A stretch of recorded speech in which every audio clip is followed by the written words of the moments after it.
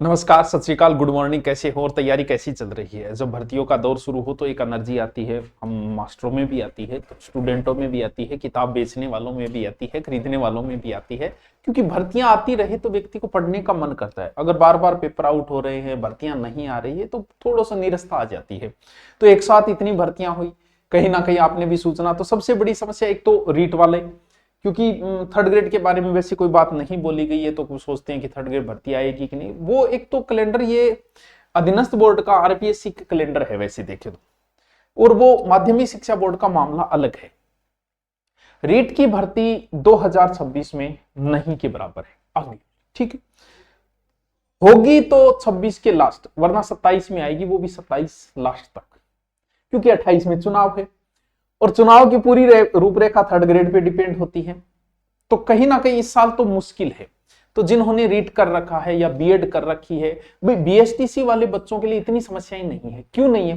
क्योंकि बीएसटीसी का बच्चा मैथ भी पढ़ता है, बीएसटीसी का बच्चा इंग्लिश भी पढ़ता है, हिंदी भी पढ़ता है, जीके भी पढ़ता है, और उसके लिए बहुत सारे स्कोप खुले हुए हैं।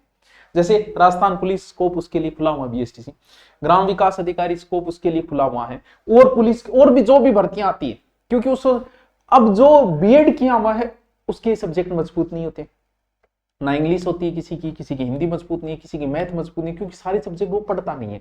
सबसे बड़ी समस्या बीएड करने वालों के लिए ज्यादा समस्याएं आती है। रीट प्री का कहीं ना कहीं अगली साल के लास्ट तक हो सकती है घोषणाएं, तो थोड़ा सा समय लगेगा, लेकिन 28 से पहले आएगी। एक भर्ती देनी पड़ेगी, चाहे 27 लास्ट देनी पड़े या 27 मध्य के अंदर भर्ती देनी पड़े, तो वो लंबी बात होगी। लेकिन फिर भी बीएड करने वालों के लिए एक ऑप्शन और है, जैसे वरिष्ठ अध्यापक भर्ती है, ये भी संस्कृत विभाग से है। माध्यमिक शिक्षा जो 6500 पोस्ट है, ये थोड़े से ऑप्शन है। एक सबसे बड़ा प्रश्न, यूनिवर्सल प्रश्न है, हर बेरोजगार का एक सीधा सा प्रश्न है, मैं क्या की तैयारी करूं? ये तो एक कॉमन प्रश्न है, और मेरे पास आ भी जाते सीधे, सर मैं क्या की तैयारी करूं? मैं कहूं तू मना नीट ही कर। नीट ही तो कौन करूं? क्यों नीट ही? तो भाई तू मुझसे क्यों पूछ रहा है? ये अपने आप से पूछो, क्योंकि तुम्हारे बारे में तुमसे ज्यादा कोई नहीं जानता।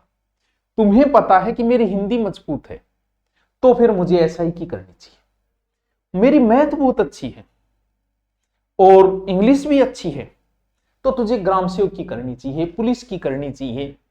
ये आपके ऊपर डिपेंड है, क्योंकि आपको कौन सा सब, राजस्थान के सभी भर्तियों के 80% सिलेबस सेम है। जैसे आपने तैयारी पिछली बार ग्राम सेवक की तो पटवारी की स्वतः ही होगी, पुलिस की स्वतः ही होगी, एसआई की कोई विशेष नहीं रहा, स्वतः ही होगी, क्योंकि 80% सिलेबस हर भर्ती का सेम। तो ये प्रश्न आप अपने आप से पूछो कि मुझे किसकी तैयारी करनी। दूसरी बात, अगर पहली बार हो तो फिर कुछ नहीं सोचना है भाई, तुम्हें सीईटी की तैयारी करनी ही पड़ेगी। अब आप देखो यहां ये जो कितनी बड़ी एलडीसी भर्ती है, सरकार भी बोल रही है, लेकिन स्पष्ट कह दिया गया है। यहां देखो, एलडीसी भर्ती में वन स्टेज परीक्षा प्रावधान नहीं है। एलडीसी 2025 सीईटी 2024 के आधार पर ही होगी।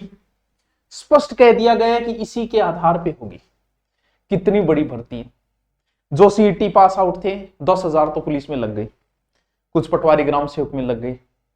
अब जो बच्चे हैं, थोड़े बहुत बच्चे हैं जो पढ़ने वाले, ऐसे तो बहुत बच्चे हैं, वो इस एलडीसी में सिलेक्टेड हो जाएंगे। तो सीईटी भर्ती कितनी महत्वपूर्ण है ये आप सोच सकते हो। आगे जो भी भर्तियां आएगी, आप बताओ 2024 जिन्होंने सीईटी पास किया उन्होंने मजे लिए, 25 की सब भर्तियां देखी, और यहां तक कि 26 की भर्तियां भी देख रहे हैं।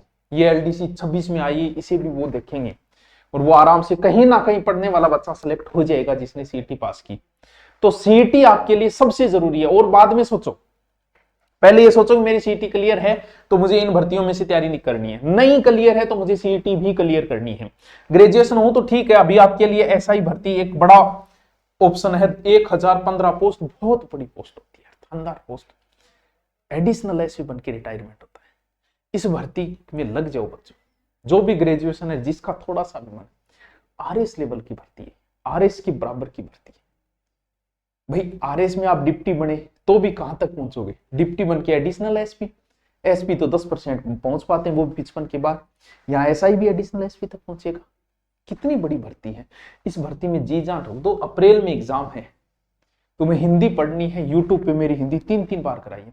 तुम्हें कोर्स में पढ़नी है, क्योंकि कोर्स में कुछ चीजें जैसे प्रायवाची है, पारिभाषिक है, ये भी हमने करवाए हैं। कोर्स में पढ़ना है तो स्पेशल हिंदी का कोर्स लेके पढ़ लो, लेकिन इस ऐसा ही भर्ती को मत जाने तो, बड़ी भर्ती है। उप निरीक्षक का बहुत ऊंची पोस्ट है ये। अब ये इसमें करो, वरना फिर सीईटी की तैयारी करो, और कोई ऑप्शन नहीं है आपके पास। तो सीईटी सबसे महत्वपूर्ण है। हम सीईटी के बैच जो लेने जा रहे हैं वो लंबे बैच लेने जा रहे हैं, 1 ईयर वाले बैच, फाउंडेशन बैच। ग्राम सेवक, पुलिस, पुलिस के जो भी बच्चे पुलिस की तैयारी करना चाह रहा है, पुलिस जो है अच्छी भर्ती है।